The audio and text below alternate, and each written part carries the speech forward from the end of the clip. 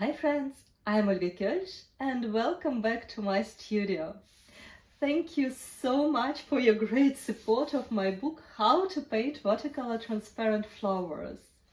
We were painting flowers a lot recently, and for today's lesson I would like to try something a little bit different. It's summertime, it's a lot of fruits and berries around. There is a joke that there are strawberry persons and cherry persons. I myself a cherry person, so I suggest to start with cherries, and if you like, we can paint strawberries in the next lesson. Now we have our red cherry. I would like to paint it in a larger scale. First of all, to show you more details. And I think it just very nice. To draw a cherry, I'm starting with the top and paint something similar to a very soft rounded heart. When I find the middle of this heart and map out the future stem. Usually cherries, they have this thickness on the top. Let's add it. Very roughly, no need to go into details. Cherries, similar to other glossy objects, fruits, vegetables, they reflect light a lot, and they reflect them from different parts of their surface. They reflect light from the surface on which they are placed, from the top, from the daylight, from all lights coming around. I purposefully put our cherry onto white paper to see it a bit easier with the reflections. It will help you if you map out a little bit with very fine brush or very fine pencil, stroke the places of reflection, the most visible ones at least. Like this, something with a smile. Now let's prepare the color. I will use Meadow Lake Deep. It's the color mostly matching with original cherries color. And we are going to paint wet and wet just for this small area. Sometimes people, when they hear wet and wet technique, they imagine big areas of paper, buckets of water, but it's also can be painted just within one small shape. I wash my brush. Before we start to paint, I will explain you what we are going to do, because I will be painting rather quickly. With wet and wet technique, every second counts. But anyway, firstly, I will glaze the whole surface with light pink tone of Meadow Lake Deep. And when the paper will be still wet, I will add all the shades. So let's start. I'm glazing all the surface with very diluted light pink. This pink is Meadow Lake Deep, but super diluted. I like this color. It has a very wide volume range. I need to water my area pretty nicely, but I have to check that there will be no puddles. So I might remove few of puddles with my brush. Now I create, so to say, middle tone. It's not super bright, it's not like this, it's somewhere in the middle. And I go with my brush on this pretty wet area. I add middle tones into my painting. I try to go around these reflection areas which we draw in advance. I let my watercolor spread like it wants, even if it goes over these light areas, doesn't bother me at all. I do a little bit of outlines on one side to create a contrast, a bit of a contrast. I dry my brush with a paper towel. I go along some edges, correct.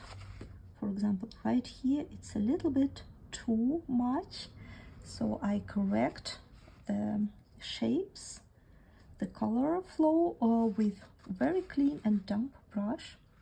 And now I create even darker tone. I add more of Meadow Lake Deep into my onto my palette, and I recommend you to start from the middle point, and in this way you can set up nice shape for your future berry like this. Now you can bravely add more and more and more dark tone into your color, and the mix should be already more dry.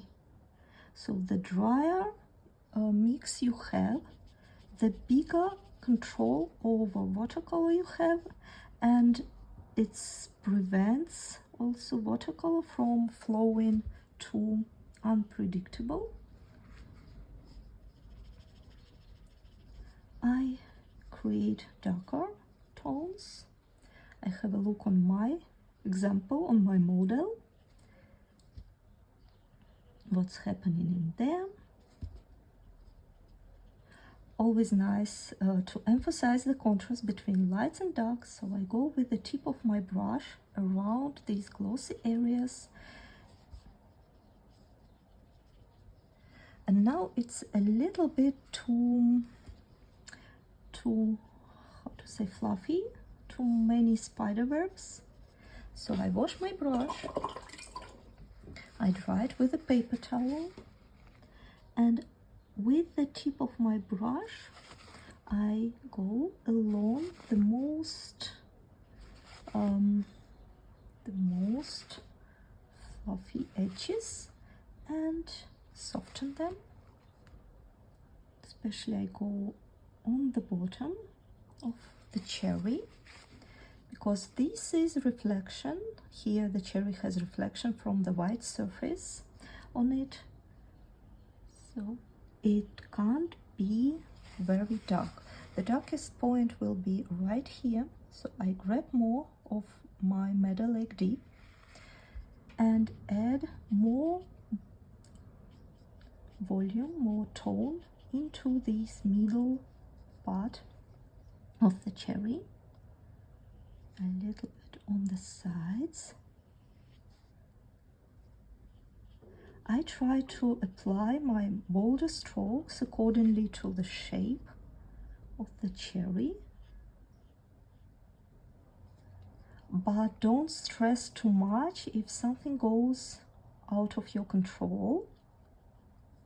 If maybe if you can't spot the shapes super correct, that all comes. Painting fruits like these, berries like these, it's a great practice to, first of all, of water control, and secondly of tonal difference between lights, middle tones and darks. I wash my brush, I clean it with a paper towel. I soften some areas, some harsh areas.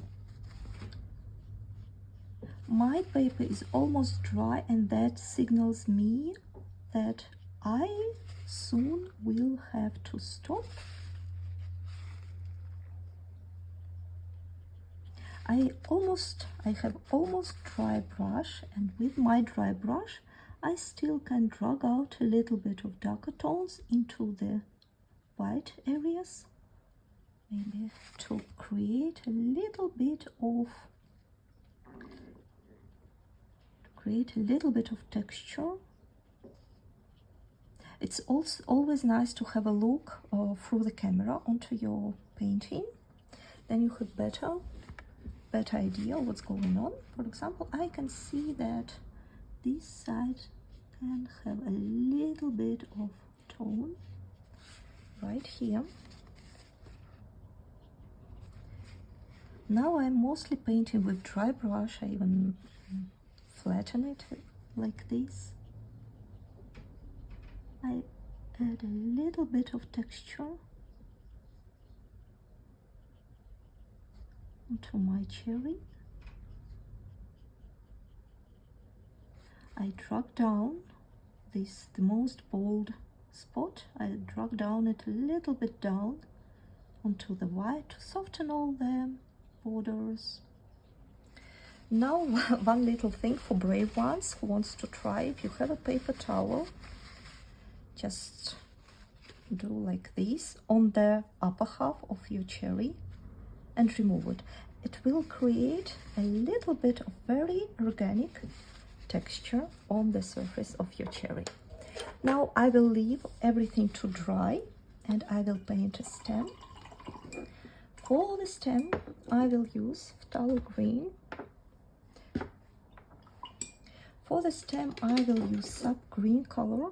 It's a very spring looking greenery, but it is super natural. I will mute it with burnt sienna, so make it a little bit olive, diluted, and I will glaze all the surface, including this big part, with this light olive green. I personally do not like to paint these fine lines with one brush strokes. Sometimes your hand can go into the wrong direction. I prefer to cover these stem areas in small brush strokes, therefore I have better control on my brush. And now I will use the same mix but a bit darker, sap green with burnt sienna. You can even add something darker like sepia, but for me I want to minimize amount of colors which I use today. Firstly, I will add these details onto the top. This area on the top, it's looks like a bit of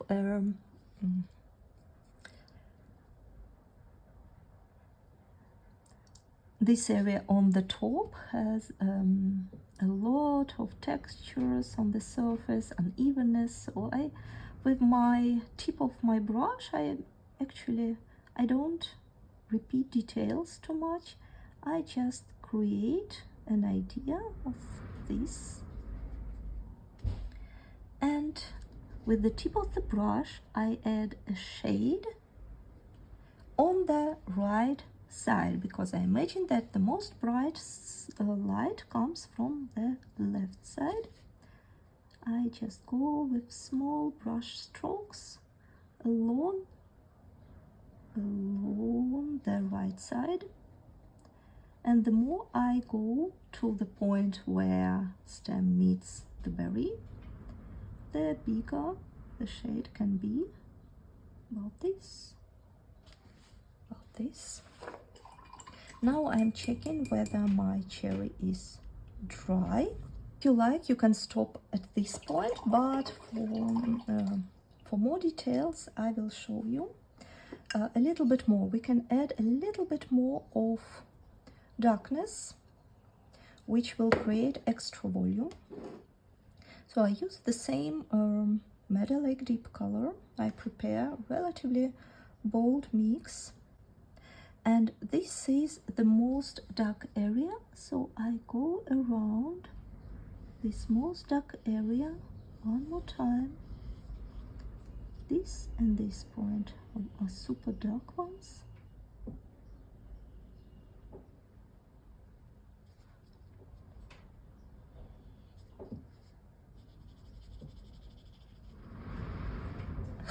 Can you hear the wind outside? It have some stormy weather.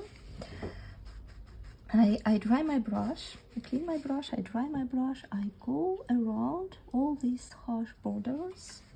I wash my brush after every brush stroke I make, not to mix, not to make it dirty, and just soften the edges just a little bit. The damp brush water the paper around, and that creates this nice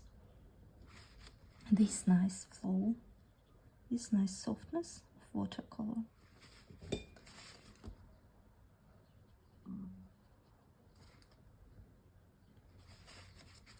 We can add a little bit more of details, even with dry brush here. Like this.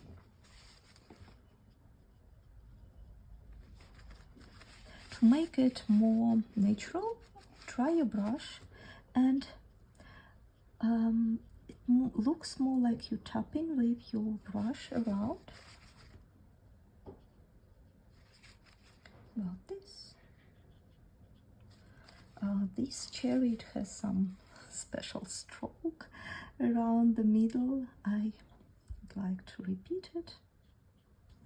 Like this. I will soften it on the top.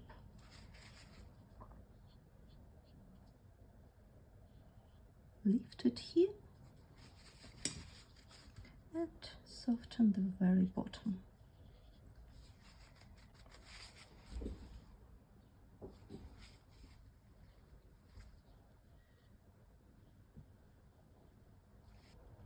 Don't overdo it. One extra layer is enough, but this is your opportunity to add more volume, to create, to add some details.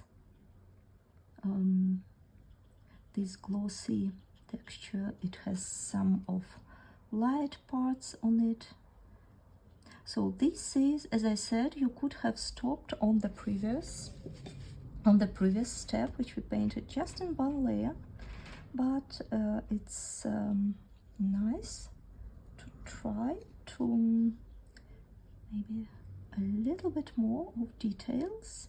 Try to add a little bit more of details about this.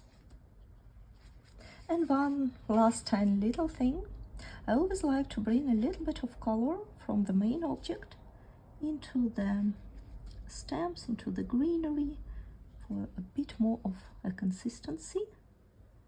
If you just add just a few pink brush strokes onto the stem, it will play, it will look very, very, very different.